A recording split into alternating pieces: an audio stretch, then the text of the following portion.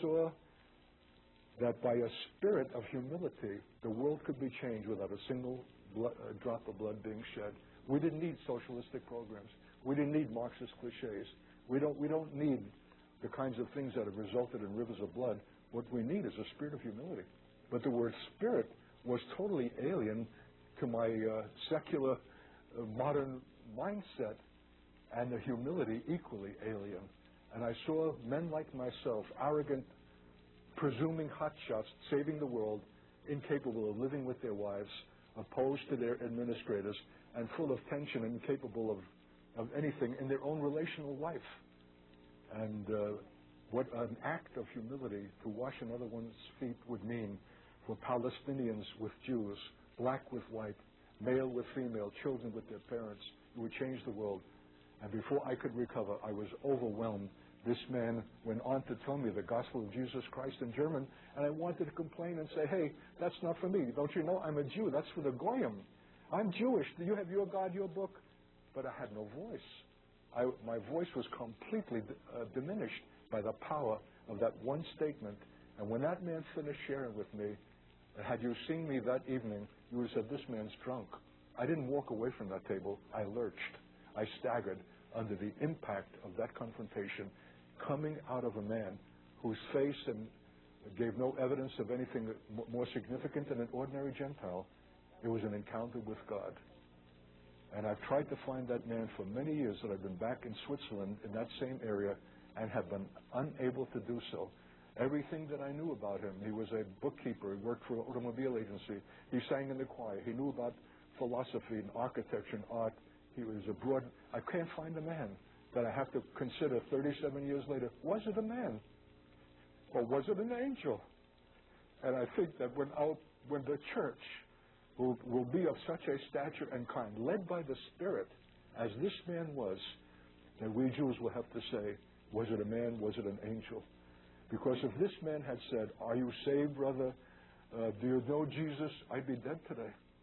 All I needed was one more cliche, whether it was religious or secular. I would have been dead. But he didn't speak to me in any cliched way. He didn't even use John 3:16 in a cliched way. He spoke to me that one statement calculated to break my heart, that only God alone knew. Art, but the world needs, what you've been questing for all these years from your adolescence on, from your merchant seaman days, from your Marxist institutes, from all of your reading, is answered in this, a spirit of humility. And so I would say that that was the most memorable and significant experience, and that it came through a Gentile made it all the more powerful. Because if he was not an angel, he was a man who was led by the Spirit of God, not to speak a convenient cliche, but that one word calculated to pierce my heart. And so my prayer for those who believe in the Lord and love the people Israel is to know him and to have a walk and a relationship with him of such a sensitive kind that they can speak themselves, that one word that issues from the throne of heaven to pierce the heart of that unbelieving and resistant Jew. Because when he hears it, he knows that he knows. Man did not conceive this. This is the very heart of God that knows me. So I bumped into this young American girl on vacation, having graduated high school, who was the epitome of what we Jews dismiss as a WASP, white Anglo-Saxon Protestant. And yet, instead of being repelled, I was strangely drawn to the innocency of this girl and her transparency, willing to walk with me around the woods surrounding the city. And as we're walking, I'm probing her motives. How come that you're not afraid of me? Oh, she would answer, it's the love of God. How come you're being kind to me? It's the love of God. You see, I had embraced radical ideologies, but I had never seen kindness. Isn't that a remarkable paradox? Even among those who purported to be concerned for the underprivileged of the world and the working classes, between ourselves we were incapable of kindness.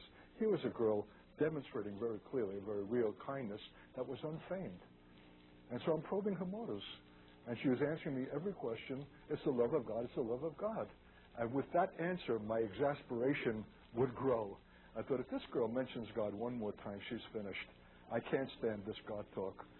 And I'm sorry, but I'll just have to lower the boom. My favorite hobby was engaging Christians in debate and wiping them out. So what's this little girl to me? Sure enough, she mentioned God. I stopped. I said, look, You're a sweet girl and all that, but I can't stand this God talk.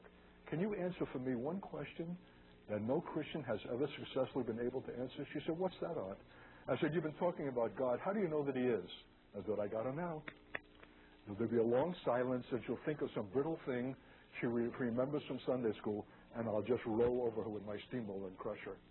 To my astonishment, without a moment's hesitation, she had tilted up that snub-nosed, freckle-faced, sandy-haired, blue-eyed face at me and said with complete innocency, Aunt, she said, I know that God lives. I know that God is. He lives in me.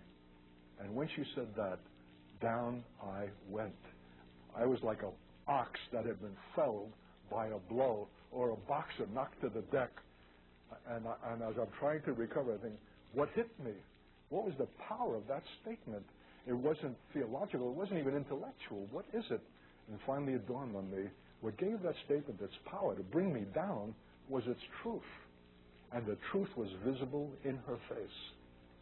God indeed lived in her because the radiance of God shone through her. I didn't know the scripture about the light that lightens the Gentiles is the glory of the people Israel. And there's no more profound demonstration of that reality and that glory than when it shall shine out of a face where we least expect to see it. I never recovered from that impact. And the remarkable thing is I was made instantly jealous for what this girl had in her transparency and innocency. I'd been to universities, Marxist institutes. I was the intellectual. I was a world traveler. Here's a kid half my age, but she had something that I knew I would never find in any institution. She had God. And I was jealous for the radiance of the light of it. And never will I forget that remarkable encounter. And when I believe of God's last days dealings with Jews, where he says in Ezekiel 20, I will meet with you in the wilderness of the nations, face to face.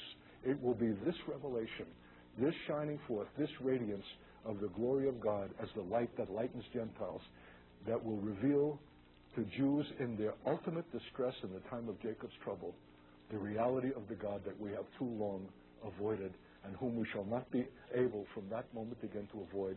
For it says, then I will bring you into the bond of my covenant and under the rod of my authority. It's the revelation of our God through the face of Gentiles that will be the turning point in the redemption of Israel, in the ultimate distress for which we are presently heading in these last days. My testimony and my experience is a foreshadowing of the great saga of the last days redemption of Israel through the testimony of unfeigned witness, unself-conscious, the radiance of the light of God in Gentile faces, which is the clear demonstrations of God that we can no longer avoid. Well, I was traveled second, perhaps not even third class. I was a hitchhiker for 14 months. It's the only way that I could have economically spent an entire year abroad. And that offers you a vista, a window on the world and on reality that traveling in a more conventional tourist mode would never reveal. It's something to stand by the side of the road and watch cars whiz by and feel like a piece of rejected humanity, which in fact I was. It offers a whole new way of perceiving reality and meaning. And so I was picked up from place to place and received the testimony of those who did pick me up and be prepared for the revelation that came. In the first reading of the New Testament, strange to say, I was a history teacher, a student of history, and yet I had never myself opened the primary source. But I was content with some secondary hearsay about Jesus, which was easy to discard as being irrelevant to my Jewish life. But on the trip from Italy to Greece, which was a significant trip because as I've tried to express, Greece for me was not just another geographic destination. Athens and Greece for me was